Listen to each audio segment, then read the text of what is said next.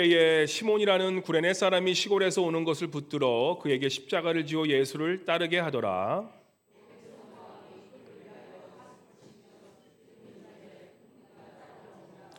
예수께서 돌이켜 그들을 향하여 이르시되 예루살렘의 딸들아 나를 위하여 울지 말고 너희와 너희 자녀를 위하여 울라.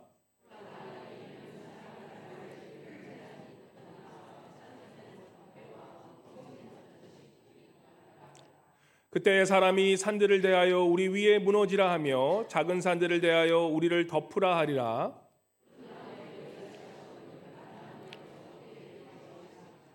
또 다른 두 행악자도 사형을 받게 되어 예수와 함께 끌려가니라.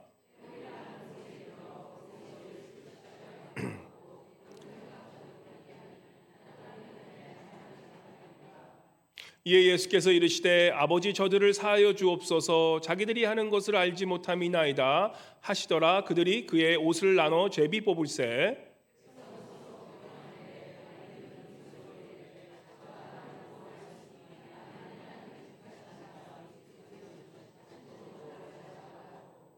군인들도 희롱하면서 나와 신포도주를 주며 그의 위에 이는 유대인의 왕이라 쓴 패가 있더라.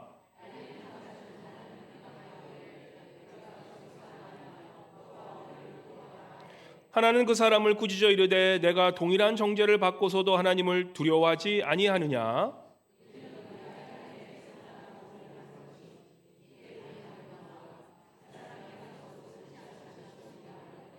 이르되 예수여 당신의 나라에 임하실 때에 나를 기억하소서 하니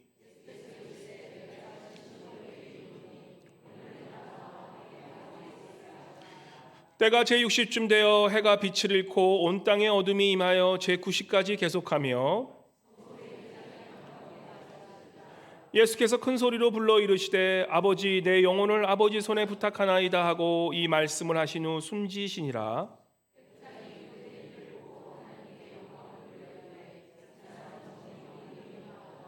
이를 구경하려 모인 무리도 그된 일을 보고 다 가슴을 치며 돌아가고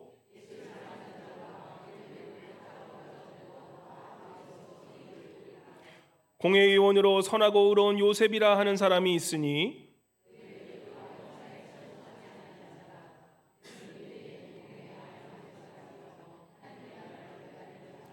그가 빌라도에게 가서 예수의 시체를 달라 하여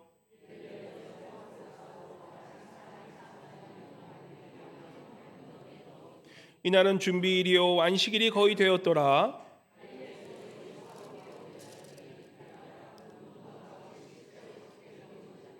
다 함께 돌아가 향품과 향유를 준비하였더라. 아멘. 아멘. 아멘. 우리 성가대 임면에서 나오셔서 십자가의 길 주님께 찬송 올려드리겠습니다.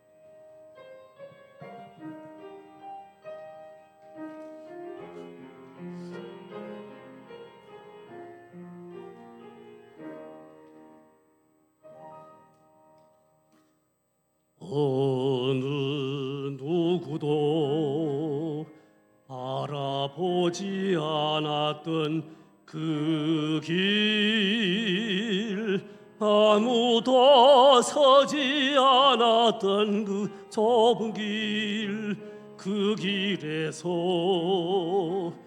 주님을 봅니다.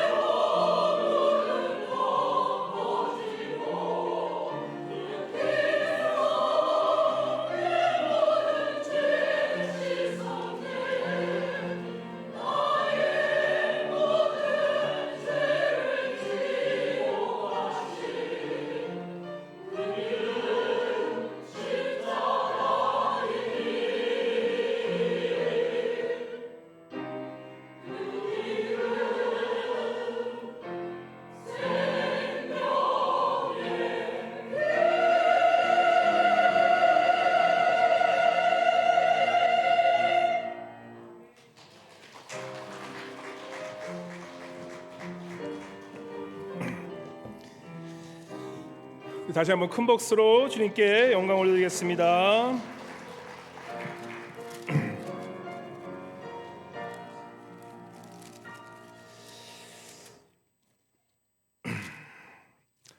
할렐루야. 우리 한번 옆에 분 한번 인사해 볼까요? 우리 환하게 웃으시고 한번 옆에 분에게, 오늘은 좀 깁니다.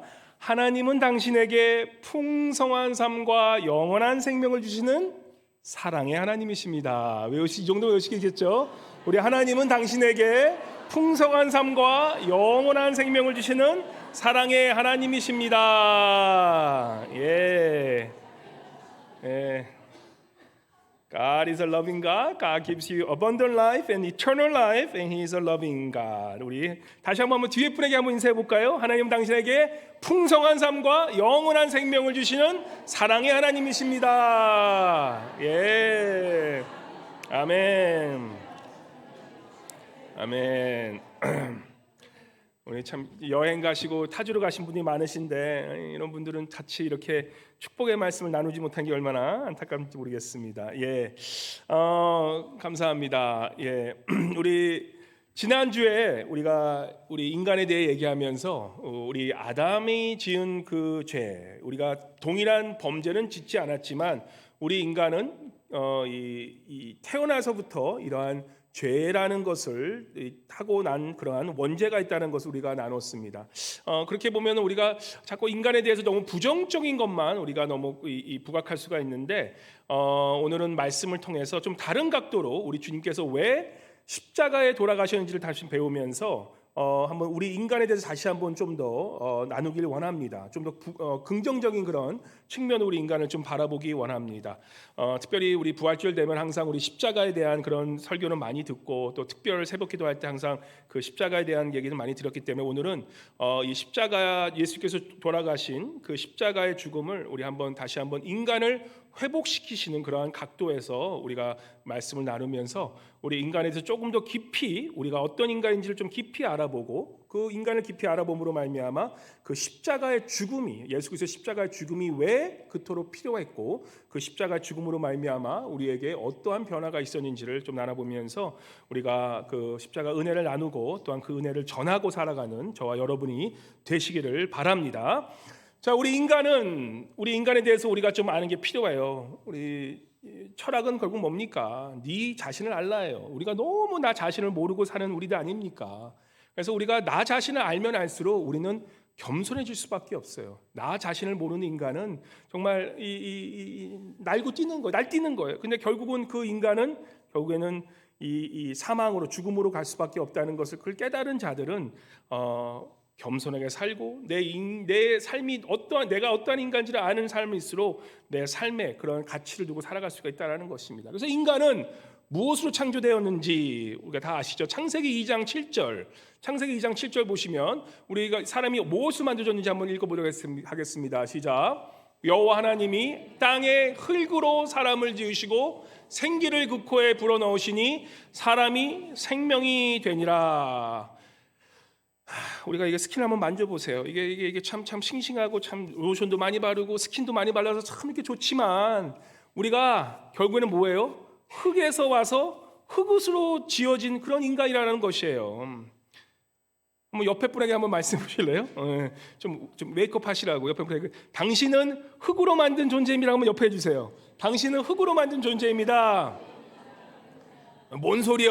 내가 무슨 흙으로 만들어졌어? 내가 얼마나 이렇게 스킨도 이렇게 팽팽하고 내가 이게 무슨 스킨이야? 이게 무슨 흙이야?라고 할 수 있는데, 얼마 전 제가 우리 성교, 우리 또 성교 이렇게 참 열정이신 분들은 참 좋아요. 성교부 카톡에 제가 하나 이제 올려드린 게 뭐냐면, 이계호 화학 교수님, 이계호 박사님이란 분이 계신데, 화학 박사님이신데 그분이 20대 중반의 그 딸이 20대 초쯤에 암에 걸려서 이 회복을 했는데, 이 20대 건강한 그런 딸이 갑자기 암에 걸려서 이게 회복을 했는데, 또 다시 이제 학교에 가서 공부를 하다가 결국에는 이제 논문을 쓰다가 결국에는 3년 만에 그 암이 다시 재발이 돼서, 그래서 그 딸을 20대 중반에 아주 꽃다운 나이에 먼저 보낸 거예요. 그래서 교수님이 화학 교수임에도 불구하고 자기 딸을 그렇게 보는 게 너무 억울하고 너무 마음이 아파서 그분이 특별히 암에 대해서 연구를 평생을 하셨어요. 그 딸의 그러한 안타까움 때문에.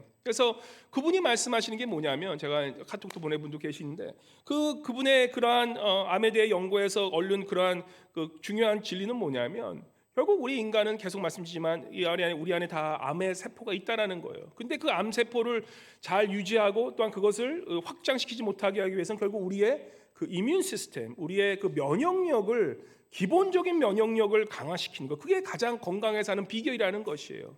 우리 조상들이 했었던 그러한 식습관, 그죠? 건강에 먹던 식습관을 우리가 다시 한번 회복시키는 것이 중요하다는 거예요. 그죠? 특별히 어떻습니까? 우리 어르신들은 옛날에 흙에서 나온 음식 많이 먹었잖아요. 뿌리 음식. 우리가 흔히 접할 수 있는 뿌리가 있는 음식이 뭐가 있을까요? 채소가 양파, 그죠? 파, 이런 뭐 당근, 이런 뿌리가 있는 것들을 먹어야 되는데, 젊은 사람들도 그러한 뿌리 있는 음식을, 젊은 애들은 안 좋아하잖아요, 요즘에. 그걸 안 먹고 뭐 먹으니까 라면이나 인스타 음식이나 그냥 암 유발하는 그런 것들만 계속 먹으니까, 젊어도 요즘은 20대 30대가 암 걸리는 게 흔한 그런 시대가 돼버렸다는 것입니다. 그래서 그분이 계속 말씀하는 게, 면역력을 키워라. 면역력을 키우기 위해서는 식생활을 결국 우리가 식생활을 바꿔야 되는데, 그 식생활 중에 중요한 것이 결국 우리 조상들이 먹던 그러한 뿌리 음식을 먹는 것, 그것이 굉장히 중요하다라고 얘기를 하시는 것입니다.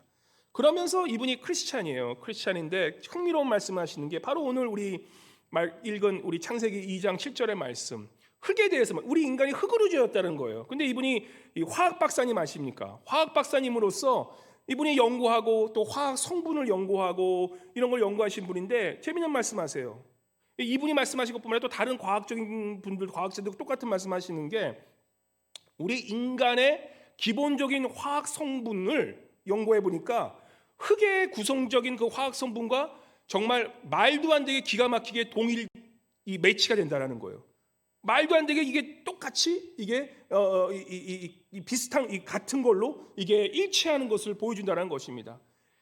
특별히 155파운드라는 그런 몸무게를 가진 사람을 그 구성 성분을 연구해 보니까 그분의 그 성분이 뭐가 있냐면, 산소와 탄소와 수소와 질소와 칼슘과 염분, 마그네슘, 이런 아주 그 인체의 구성 요소가 하나씩 나오고, 또 이 화학적인, 그리고 흙의 성분을 연구해 보니까 흙 또한 산소와 탄소와 수소와 질소와 칼슘과 이 마그네슘에 첨부된 그러한 퍼센테이지도 거의 일치함으로써 이 과학적으로 인간이 흙으로 만들어졌다는 것을 과학적으로 증명해 주시는 거예요.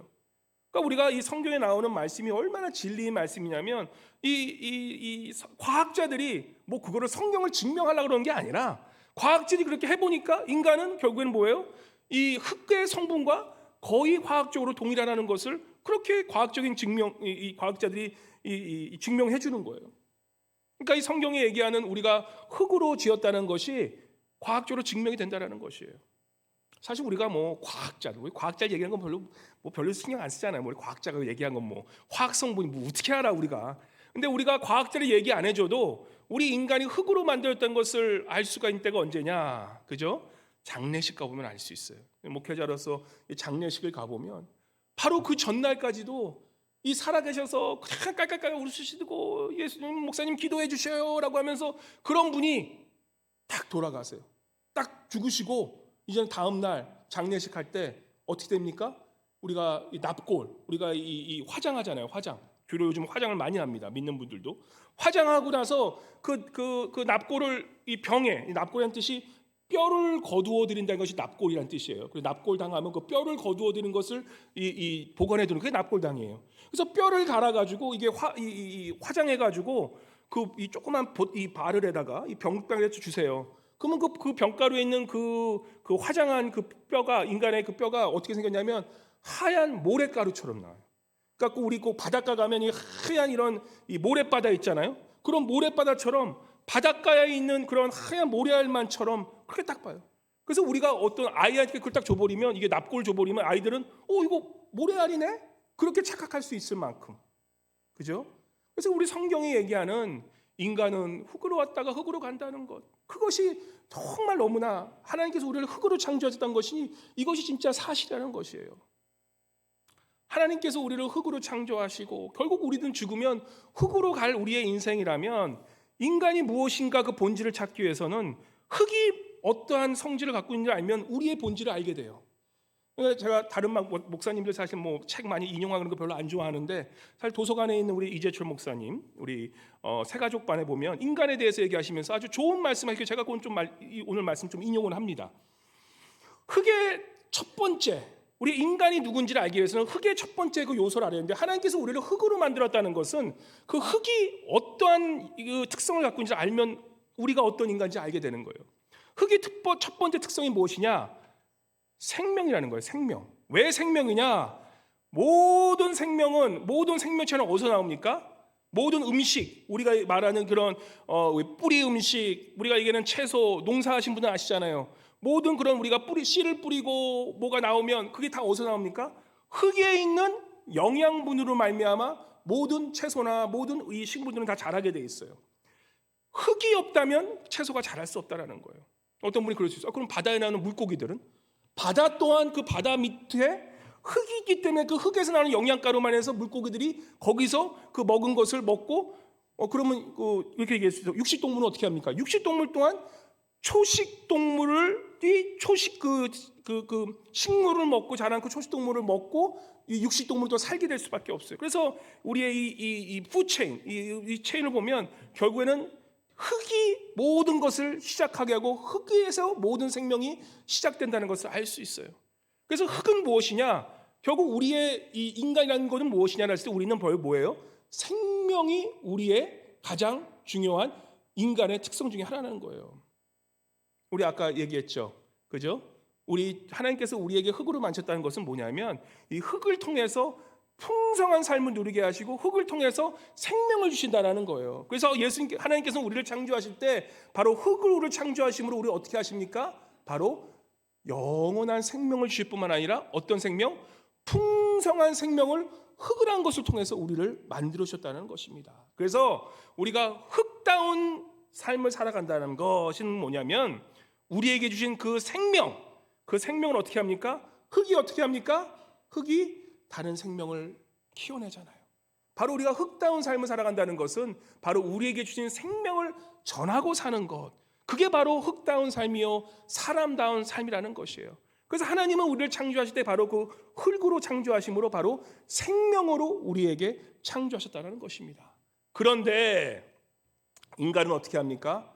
바로 죄라는 것, 불순종함으로 말미암아 그 생명을 무엇으로 바꿉니까? 사망으로 받게 되는 거예요.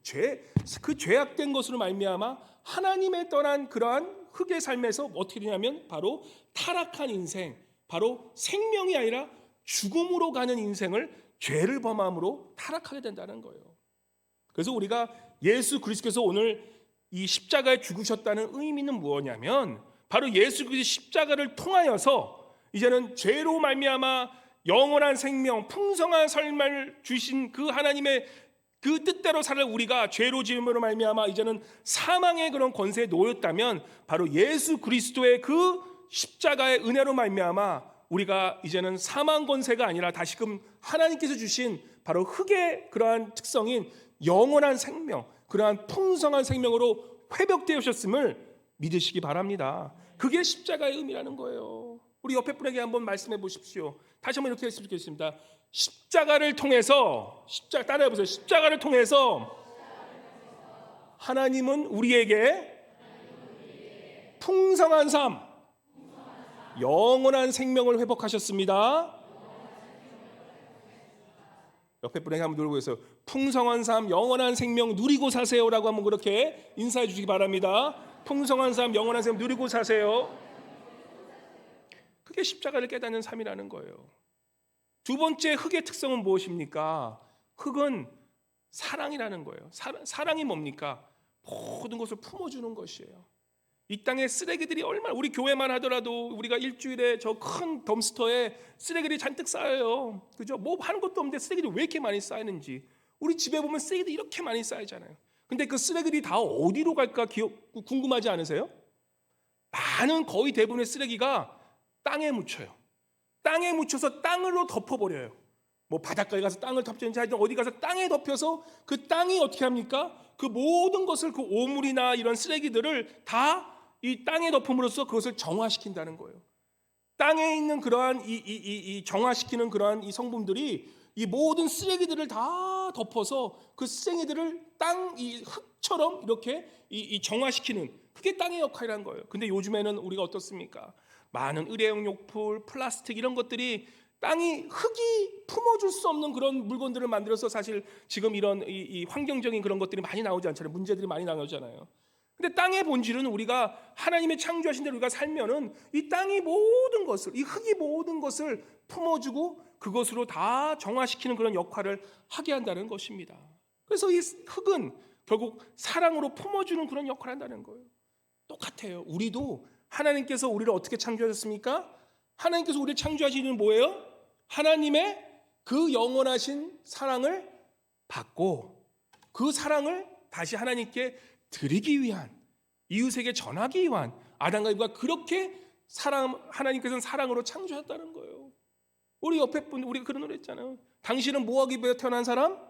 사랑받기 위해 태어난 사람. 우리 옆에 분에게 한번 사랑하는 하트를 뿅뿅 그리시면 옆에 분에게 한번 인사해 주세요. 당신은 사랑받기 위해 태어난 사람입니다. 그게 우리 하나님의 창조 원리세요. 그런데 이렇게 사랑받기 위해 태어난 그런 흙처럼 지으신 우리가 또다시 뭡니까? 그 죄라는 것이 우리를 그 사랑의 존재에서 타락시키는 거예요. 어떻게 타락시키냐? 창세기 3장 3절과 5절 말씀 우리 한번 같이 읽어보겠습니다. 창세기 3절부터 5절입니다. 같이 읽겠습니다. 시작. 동산 중앙에 있는 나무의 열매는 하나님의 말씀에 너희는 먹지도 말고 만지지도 말라. 너희가 죽을까 하노라 하셨느니라. 뱀이 여자에게 이르되 너희가 결코 죽지 아니하리라. 너희가 그것을 먹는 날에는 너희 눈이 밝아져 하나님과 같이 되어 선악을 알 줄 하나님이 아심이니라. 자, 잘 보세요. 나도 보세요. 3장 3절에 보시면 하나님께서 우리에게 어떻게 하십니까? 동산 중앙에 있는 나무의 열매는 하나님의 말씀에 너희는 먹지도 말고 만지지도 말라. 그러면은 먹지도 않고 만지지도 않으면 너희가 죽을까 하노라 하셨느니라. 그래서 이것을 만지지 않는 거는 너희가 죽지 않고 영원히 산다고 말씀하신 거예요. 하나님 우리에게 그 아담과 이브에게 이 중앙에 있는 바로 선악과를 먹지 않으면 영원히 죽지 않고 산다고 말씀하시는데 대신 그것을 만지면 죽을까라고 말씀하시는 것인데 3장 4절에 보면 뭐라고 합니까? 뱀이 여자에게 이르되 너희가 결코 만져도 죽지 아니하리라. 하나님의 말씀을 싹 속여요. 거짓이에요. 딱 속여요. 그러니까 이 인간이 그것을 깨달아야 되는데 이 아담이 어떻게 합니까? 하와가 어떻게 합니까? 너희가 그것을 먹는 날에는 너희 눈이 밝아서 하나님과 같이 되어. 이 하나님과 같이 되어야 된다는 것이 키예요. 내가 하나님 같이 돼? 오, 좋겠는데? 우리 인간의 죄성은 항상 교만이 있어요. 교만함이 왜 폐악의 선봉이 되냐면 결국에는 교만한 것이 죄라는 것이 우리가 교만해지면 그 교만한 그 마음의 순간이 드는 순간서부터 우리는 죄에 빠질 수밖에 없다라는 거예요. 우리의 그 교만함이 우리 안에 늘 있기 때문에 하나님과 같이 되고 싶은 우리 인간은 하나님에 대한 그 모든 것을 주시는 그 하나님마저도 우리는 그 하나님과 동일해지고 싶은 것이 바로 우리 마음속에 있는 인간이라는 것이에요. 바로 그 사단이 그거를 딱 건드린 거예요. 하나님같이 돼요. 그죠? 하나님을 시기질투하고 하나님마저도 우리가 시기질투하면서 하나님처럼 교만해지고 싶은 그 마음. 그죠? 이 사랑의 반대가 되는 거예요. 하나님께서 우리를 창조하시고 우리를 사랑해 주시라고 하셨는데 바로 인간은 그러한 시기질투하는 마음으로 어떻게 합니까? 사랑 대신에 뭘 택합니까? 미워하고 또한 시기질투하고 또한 서로를 이 경쟁하는 그러한 마음으로 우리가 죄악으로 떨어져 버리게 된다는 거예요. 참 마음이 아픈 게 얼마 전에 한국에서 아시는 그러한 좋은 분이세요. 좋은 분들인데 하여튼 근데 그분이 이제 한 가지 했던 게 좀 안타까운 게 뭐냐면 이 페이스북에 자기가 이 했던 모든 것들 뭐 좋은 차 사면 막 그걸 올리고 또 이거 좋은 집 사면 그걸 막 올리고 그런 너무 좀 이렇게 자기 과시하는 걸 너무 많이 했어. 근데 이제 조금 사업이 문제가 생겨버리니까 이 옆에 있는 사람들이 어떻게 합니까? 저것 봐라, 저것들 뭐 차 사고 저렇게 좋은 거 사고 뭐 좋은 거 막 하더니만 지금 저렇게 되니까 아이고 쌤통이다. 다 그러는 거예요. 인간이 다 똑같은 거예요. 정말 하나님 앞에 예수 그리스도의 그런 이름으로 거듭나지 않은 사람 외에는 인간은 다 비슷비슷해요. 누가 잘 되면, 이분 남편과 아내 사이에도 남편이 잘 되는 거 시기 질투하는 아내가 있어요. 아내가 잘 되는 거 못 봐줘 남편이. 같은 집안에서도 누가 잘 되면 시기 질투가 난다니까요. 사람들은 어떻겠습니까? 우리 안에 있는 그 죄성이 사랑해주고 품어주고 그걸 해야 되는 그런 우리 인간이 시기 질투함으로, 그죠? 그 누가 잘 되는 거 못 봐는 거예요. 그래서 그분이 참 어려움을 많이 겪고 계세요. 그냥 그래서 우리가 지혜롭게 산다는 것은 평소에 너무 잘난 척하지 말고 살아. 응? 뭐 잘 되고 뭐 좋은 차 사고 뭐 하더라도 그냥 keep it low, 그냥 영어로 keep it low, 그죠? 항상 겸손하게 사는 게 그게 인생의 지혜예요. 그분이 참 좋으신 분인데 너무 평소에 잘난 척을 많이 했어. 그러니까 그냥 하나님이 뭐 부푼 거 어떡해? 근데 그걸 좀 너무 이렇게 페이스북 같은데 이렇게 안 올렸으면 좋는데 너무 자주 올리다 보니까 결국에는 뭐가 하나 실수가 탁 터지니까 사람들이 그냥 손가락질 다 그러고 있는 거예요. 우리 인간은 죄로 말미암아 하나님께서 우리를 사랑으로 지으시고 사랑으로 품어주셨는데 결국 그 죄악된 우리는 어떻게 됩니까? 그러한 그 죄악으로 말미암아 서로를 시기 질투하는 그러한 교만한 인간이 된다는 것을 우리가 알아야 되는 것이, 그게 우리의 인간의 모습이라는 거예요. 그런데 바로 그 십자가의 은혜로, 바로 그 십자가의 사랑은 무엇이냐? 그런 인간에게도 불구하고 우리 예수 그리스도가 십자가에 죽으신 그 이유는 바로 그러한 무조건적인 사랑을 통하여서 여러분과 저에게 하나님께서 창조하신 그 사랑받기 위해 태어난 여러분과 저, 사랑 주기 위해서 태어나기 위한 여러분과 저를 회복시키셨음을 믿으시기 바랍니다. 그게 십자가의 은혜라는 거예요. 십자가의 은혜는 바로 그러한 우리의 죄성을 다시 한번 하나님의 사랑받기 위한 자녀로 회복시키신 것이 바로 십자가의 그 사건의 의미가 된다는 것입니다. 세 번째 흙의 특성이 뭐냐면 뭡니까? 흙은 정직하다라는 거예요. 정직한 사람 주로 보면 농부들 보시잖아요. 우리 옛날 어르신들 농부들 보면 진짜 정직하세요. 우리 어르신들이 굉장히 정직하셨던 분이 많은 게, 농부는 정직하지 않을 수가 없어요. 어떤 눈속임을 해도 뭐예요? 흙은 정직하다는 거예요. 콩 심으면 뭐가 나요? 콩이 날 수밖에 없어. 농부들은 절대 팥씨를 걸어놓고 거기에 사과가 자랄지를 기대하지 않아요. 그 정직할 수밖에 없어. 내가 팥씨를 심으면 거기에 팥이 나올 수밖에 없다는 걸 농부는 안다는 거예요. 흙은 정직하다라는 거예요. 우리의 인생도 똑같아. 우리의 인생에 미움과 시기와 질투를 심으면 그것이 내 인생에 그대로 돌아와요. 우리 인생에서 누구를 어렵게 하고 나를 힘들게 하면 그것이 내 인생에 안 돌아올 것 같죠? 똑같이 돌아오게 있는 게 인생의 법칙이라는 거예요. 하나님은 우리 인간을 정직하게 흙이라는 것은 정직한 것이에요.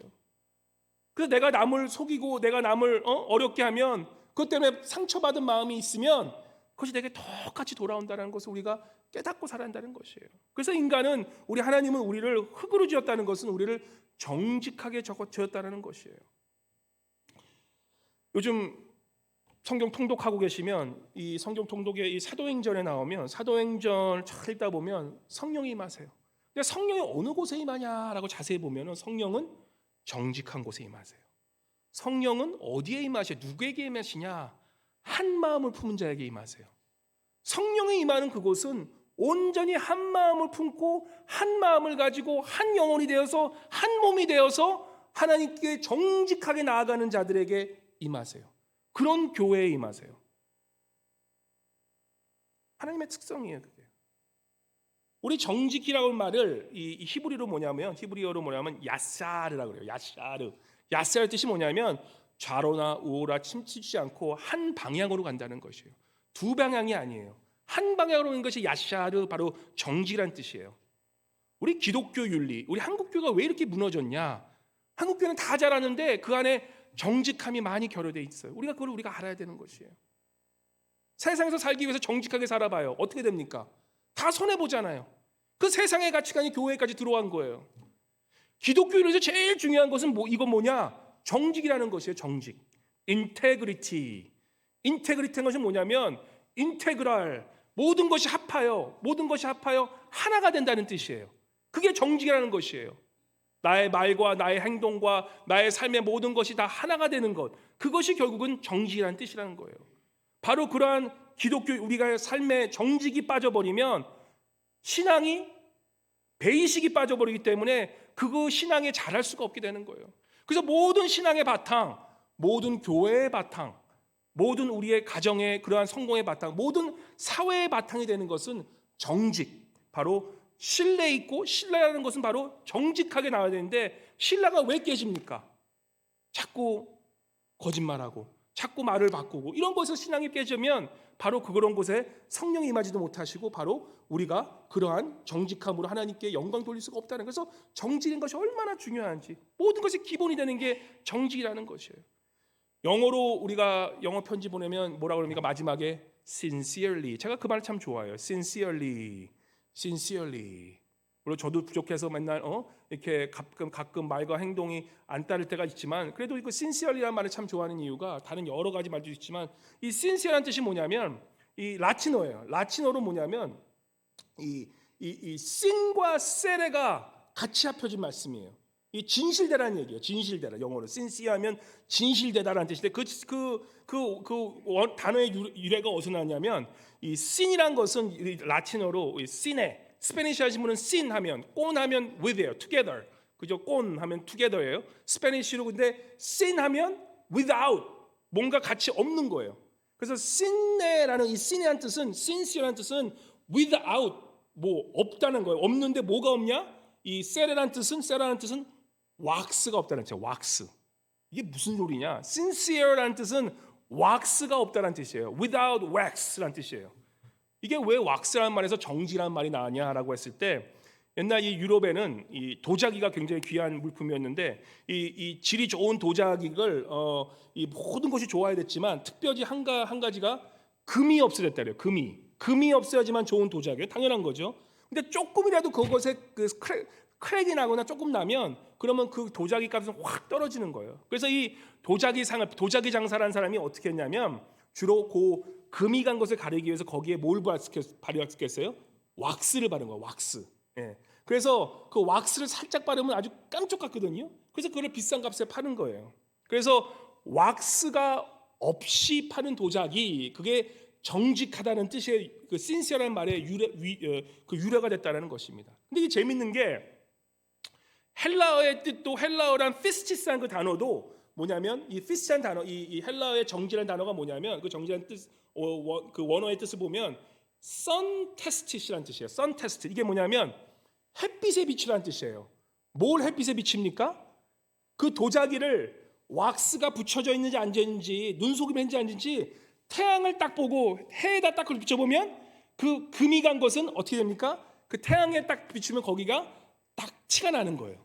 그래서 이 헬라어의 정지라는 뜻은 sun tested, 햇빛에 비춰보면 이 도자기가 왁스를 바른 건지 안 바른 건지를 분별해 주기 때문에 바로 그 헬라어의 원어는 바로 햇빛에 비춰라는 뜻이 정직이라는 뜻이라는 것이에요. 우리 믿는 사람들은 어떻게, 뭘로 테스트를 받아야 되냐? 우리가 sun tested, 이 햇빛에 비치는 것이 아니라 빛이신 아들 되시는 son tested, 바로 아들의 증명이 되어야 된다는 것이에요. 우리 믿는 사람의 이 정직함은 무엇이냐? 그죠? 햇빛에 비춰서 우리가 정직함이 아니라 바로 우리의 삶이, 과연 우리의 이 인생이 과연 예수 그리스도, 그 하나님의 아들인 예수 그리스도가 우리 안에 있냐 없냐에 따라서 우리의 정직함이 결정된다는 거예요. 정말 예수 그리스도를 진실로 믿는 사람들 중에 제가 거짓말쟁이는 한 번도 못 봤어요. 예수 그리스도를 정말로 진실로 믿는 사람들은 거짓말 안 해요. 거짓말하는 사람이 어떤 사람들이냐? 예수 그리스도를 대충 믿는 사람들은 거짓말 많이 해요. 거짓말 많이 해요. 죄송한 얘기지만 예수님을 대충 믿는 사람들은 거짓말을 더 밥 먹듯이 해요. 근데 정말로 예수 그리스도를 내가 알고 예수 그리스도를 깨치한 사람들은 뭐예요? 선 테스트 됐다는 그 사람들은 정직하게 살 수밖에 없다는 것입니다. 그래서 흙의 네 번째 특성이 뭐냐면 도구됨이라는 것이에요. 도구됨. 이 도구됨이라는 뜻이 뭐냐? 이 그릇이 된다는 거예요. 그릇이 된다는 거예요. 이 흙은 불에 타지 않습니다. 그죠?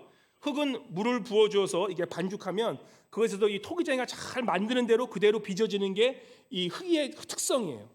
그래서 한번 이 그릇을 만들어 보시, 직접 이런 이 토기장애처럼 이게 만들어 보신 그릇을 만들어 보신 분들 아시면 우리가 어떻게 잘 빚어내냐에 따라서 그 그릇이나 이런 것들이 잘 나오게 돼 있어요. 그래서 이 흙의 가장 특성은 뭡니까? 토기장이가 만드는 대로 그것이 빚어서 나온다라는 것이에요. 흙이 내 마음대로 내 뜻대로 내가 이렇게 만들고 싶어서 하는 것이 아니라 토기장이가 만드는 그 모양대로 그 디자인대로 나오는 것이 흙의 특성이라는 것이에요. 하나님은 우리를 흙으로 만드셨다는 것은 바로 하나님이 토기장이 되셔서 우리를 빚어주기 위해서 하나님의 뜻대로 빚어주기 위해서 우리를 만드셨다는 것이에요. 그런데 죄인된 우리는 어떻습니까? 우리는 내가 내 자신을 만들어가기 원하는 거예요. 죄인된 우리는 어떻습니까? 내가 내 인생의 주인 돼서 내가 흙임에도 불구하고 내가 토기장에 대해서 내가 내 인생을 빚어가고 싶은 것이 우리 죄인된 인간들의 모습이라는 것이에요. 우리 요한복음 참 좋아하시죠? 요한복음을 쓴 저자 우리 사도 요한. 그리고 사도 요한이 또 무슨 우리 성경의 책을 썼습니까? 사도 요한 계시록을 쓴 것도 사도 요한이에요. 또 뭐 있었죠? 요한 1서, 2서, 3장. 요한 1서, 2서, 3서를 쓴 모든 게 사도 요한이 쓴 거예요. 근데 우리가 사도 요한의 스토리를 잘 몰라요.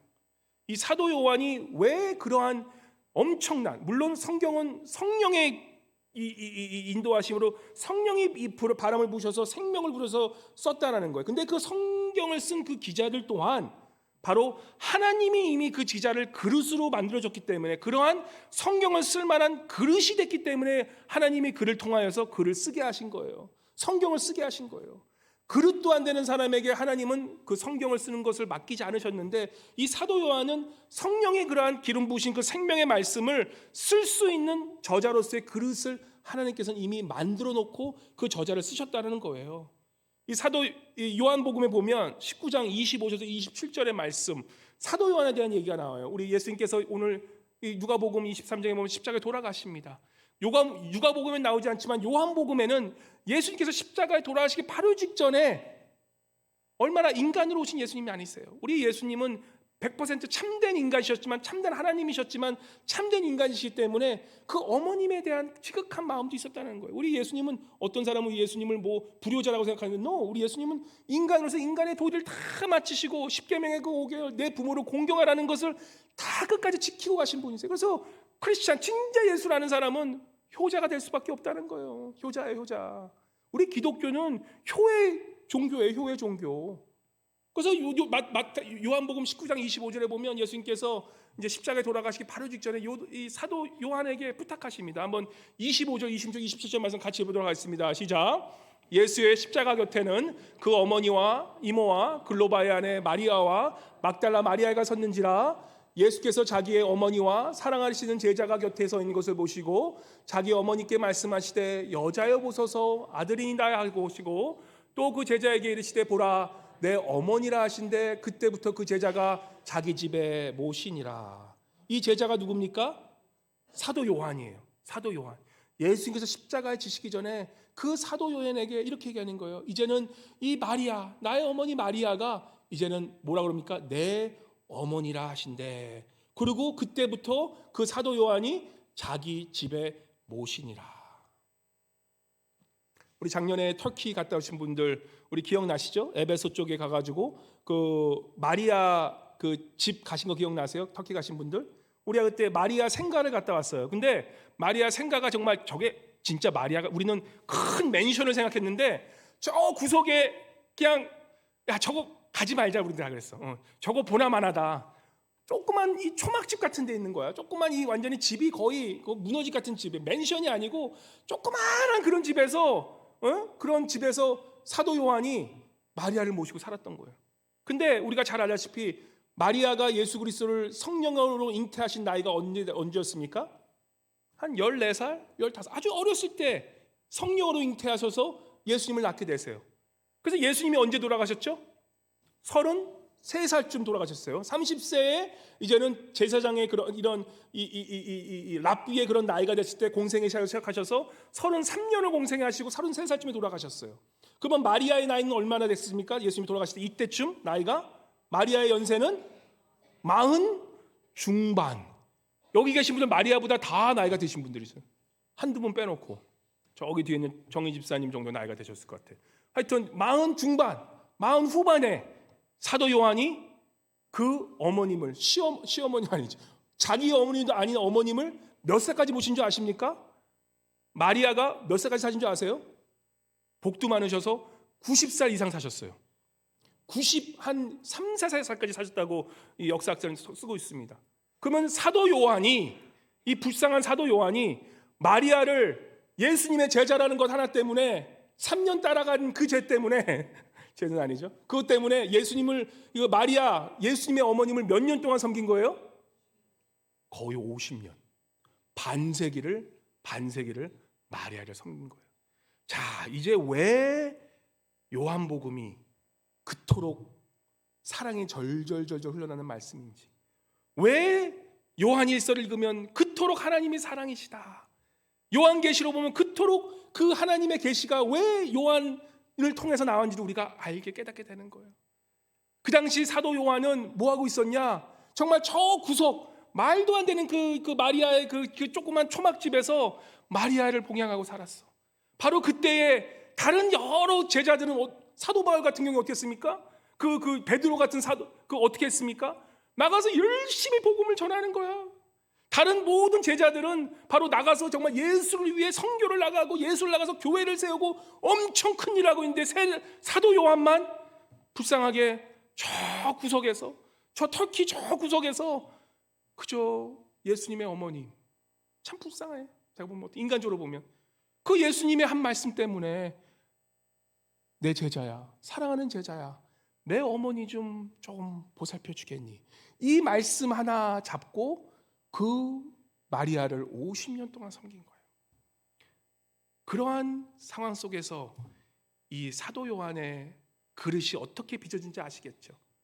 바로 그러한 외로움 속에서, 그러한 정말 고난 아니면 고난 속에서, 그러한 자기 어머니도 아닌 예수 그리스도 어머님을 섬기기 위해서 50년이라는 세월을 그렇게 다 젊음을 바친 그 사도 요한을 하나님은 쓰신 거예요. 바로 그러한 아무도 보지 않는 그곳에서 예수 그리스도의 제자, 그 예수 그리스도의 제자로서 충성되게 자기의 있는 그곳에서 그 마리아를 섬기셨기에 바로 그러한 그릇된 그 자에게 성령이 임하셔서 바로 이러한 기가 막힌 요한복음이 없었다면 과연 우리가 예수 그리스도를 알 수 있을까? 요한계시록이 없었다면 과연 우리가 예수 그리스도의 과거와 우리의 현재와 알 수 있지만 과연 우리 미래를 알 수 있었을까? 요한일서가 없었으면 과연 하나님의 본질을 알 수 있었을까?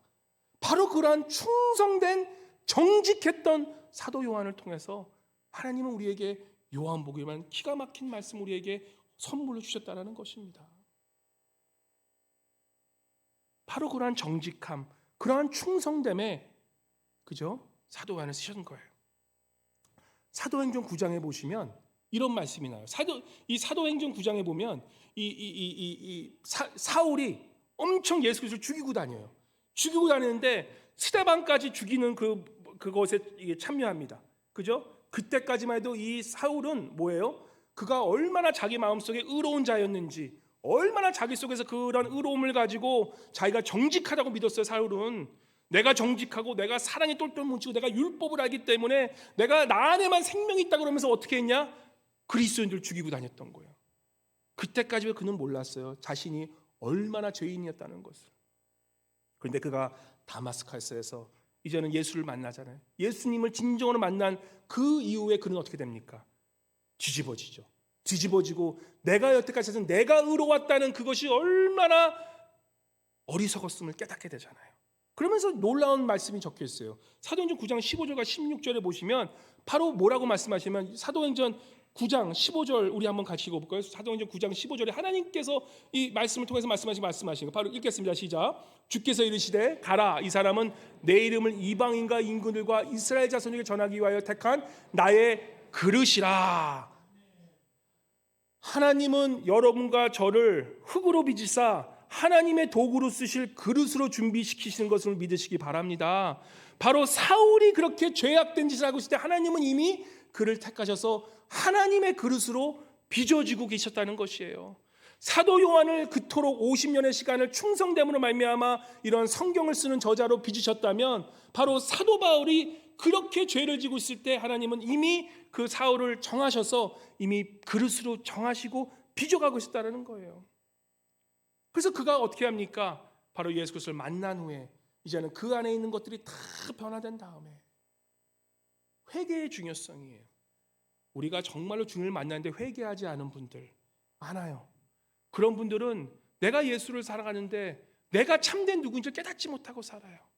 우리가 진정으로 사랑하고 우리가 진정으로 예수님의 그런 정직함으로 살아가고 우리가 진정으로 주님의 그런 도구로 살아가고 진정한 생명을 누릴 수로 살아가는 사람은 바로 내가 그 이전에 어떤 사람인지를 정확히 깨닫는 사람만이 십자가를 알게 되고 그 십자가를 통해서 내가 하나님께서 나를 어떻게 회복시키신지를 알면 그 은혜 때문에 내 삶이 변하고 살아간다는 것이에요. 우리 사랑하는 성도님 여러분, 오늘 주님께서 십자가에 죽으십니다. 십자가에 죽으시고 우리를 위해 그 십자가에서 우리 같은 여러분 같은 죄인을 위해 죽으세요. 왜 죽으셨습니까? 바로 여러분과 저가 있는 그러한 사망의 권세에서 벗어나기 위하여, 여러분과 제가 가지고 있는 그러한 시기, 질투, 미움, 옆에 사람 잘 되면 안 되는 그러한 경쟁 심리, 이런 것들, 이런 마음속에 있는 죄악들, 내 마음속에 있는 거짓됨, 내 마음속에 있는 도구로 창조하셨음에도 불구하고 내가 내 삶의 주인 되어서 내 멋대로 내 각기 내 길 갈 대로 가고 싶어하는 그러한 나의 흥청망청하는 그러한 모습을 우리 주님께서는 아셨기에 바로 그러한 우리 모습을 회복시키기 위해서 하나님이 우리를 창조한 그 모습대로 회복시키기 위해서 오늘 바로 이 순간 십자가에서 돌아가시고 우리를 위해 십자가에서 그 죄를 대신 지으셨다는 것입니다. 그래서 누가복음 23장 45절에 보시면 이렇게 말씀합니다. 누가복음 23장 45절 말씀, 오늘 본문 말씀 한번 같이 읽어볼까요? 누가복음 23장 45 중요한 말씀이에요. 누가복음 23장 45절에 보시면 이렇게 말씀해요. 우리 한번 성경 구절 안 나오면 같이 읽어볼까요? 시작. 성소의 휘장이 한가운데가 찢어졌더라. 우리 예수 그리스도 죽으심에 말미암아 성소의 뭐가? 휘장이 한가운데 찢어졌다는 거예요. 성소의 휘장 때문에 우리는 지성소에 들어갈 수가 없는 그 모습이었었어요. 거짓으로 가득 찬 우리가, 미움으로 가득 찬 우리가, 겉으로는 잘나 보이지만 우리 마음속에 시기 질투가 가득 찬 우리가, 그러한 거짓으로 가득 찬 우리가, 죽음으로 가득 찬 우리가, 내 삶의 내 주인 되고 살겠다는 그러한 교만한 우리가 그 성소의 휘장 때문에 들어갈 수가 없었다는 거예요.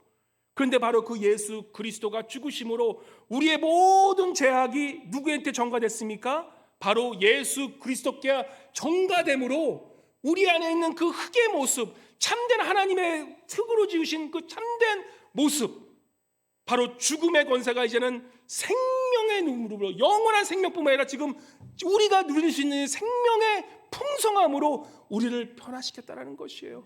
그 휘장을 찢으심으로 이제는 우리의 그 사망 권세 누린 우리가 생명을 가질 뿐만 아니라 미움으로, 이 거짓으로, 또한 이 시기질투로 가득 찬 우리의 마음이 다시금 그리스도의 그 사랑, 십자가 사랑 때문에 다시금 우리가 사랑으로 회복될 뿐만 아니라 거짓되고 정말 사기 쳐먹어도 된다는 그런 마음을 가진 우리가 이제는 정직함으로 다시 거듭남으로 이제는 교만한 자리에서 내가 내 삶의 주인이 아니라 겸손한 하나님의 그러한 흙으로서, 이제는 그릇됨으로, 이제는 하나님의 그러한 거룩히 쓰시는 도구됨으로써 내가 그 휘장에 찢김으로 우리가 지성소에 들어가게 하신 그것이 바로 십자가의 은혜라는 것입니다.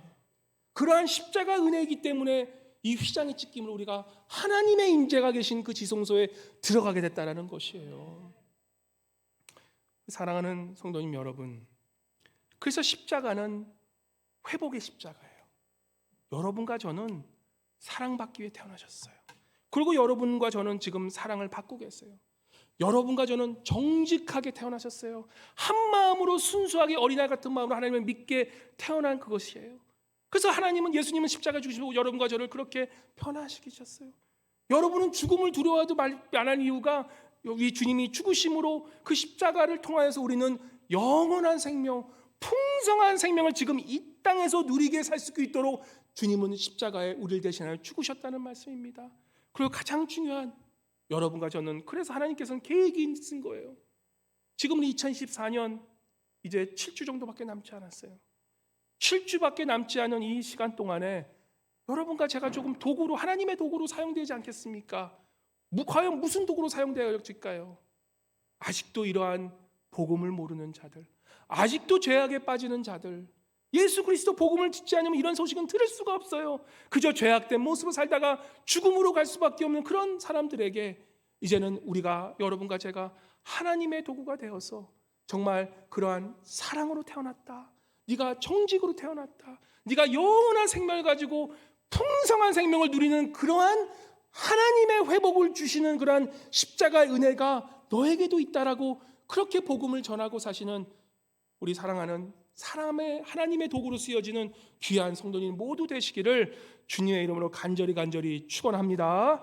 우리 잠깐 이 시간 기도할 때요, 뭐 통성을 하실 분 통성을 하시고 마음으로 가지면 마음으로 기도하면서 우리 십자가 은혜에 감사함으로 나가기 원합니다. 하나님 예수 그리스도 십자가의 죽으심으로 우리가 휘장이 찢김으로 그 하나님의 임재 안에 들어감으로 이제는 하나님께서 우리를 창조하신 그 흙의 모습 그대로 우리가 다시 한번 회복되게 하신 그 십자가 은혜 때문에 감사합니다. 주님, 내가 죄인대로 살아갔던 회개하고 이제는 주님, 내가 주님의 하나님의 도구로서 살아가기 원합니다. 하나님, 그들에게 십자가 은혜를 전하는 저를 되게 도와주시고 예수 그리스도의 그 십자가 은혜가 우리에게 얼마나 크신 은혜인지를 전하고 사는 그러한 우리가 될 수 있도록 우리 주님께 간절한 마음으로, 정직한 마음으로 우리 주님 앞에 잠깐 기도로 우리 주님께 올려드리도록 하겠습니다. 주여 한번 외치시고 기도하고 나가도록 하겠습니다. 주여, 할렐루야. 참 좋으신 하나님 아버지 감사합니다. 아버지, 이 시간 주님 앞에 나아갑니다. 아버지, 우리의 죄악으로 말미암아 주님 앞에 그 십자가 은혜를 못 두고 살아가는 저들입니다. 주님, 주님의 그 십자가 때문에 휘장이 찢기고 이제는 우리가 다시 한번 하나님의 지으신 창조의 모습대로 살아가게 하심에 감사 또 감사드립니다. 주님, 그 회복의 하나님을 우리가 기억하게 도와주시고 회복시키시는 그 예수 그리스도의 십자가 은혜를 경험하고 살게 도와주셔서 아버지, 정말 2024년 얼마 남지 않은 이 시간 동안에 주님을 도구 되어서 더욱더 주님의 말씀을 전하고 살아가는 저희들 될 수 있도록 주여 인도하시고 함께하여 주시옵소서. 주님, 도우시고 도와주시옵소서. 아버지,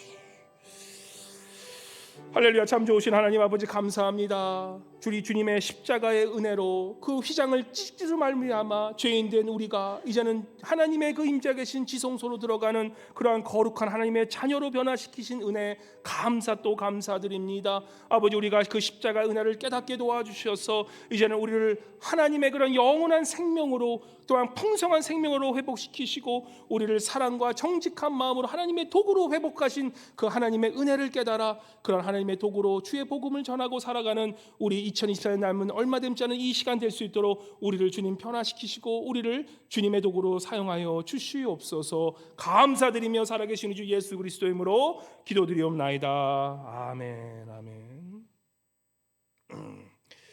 감사합니다.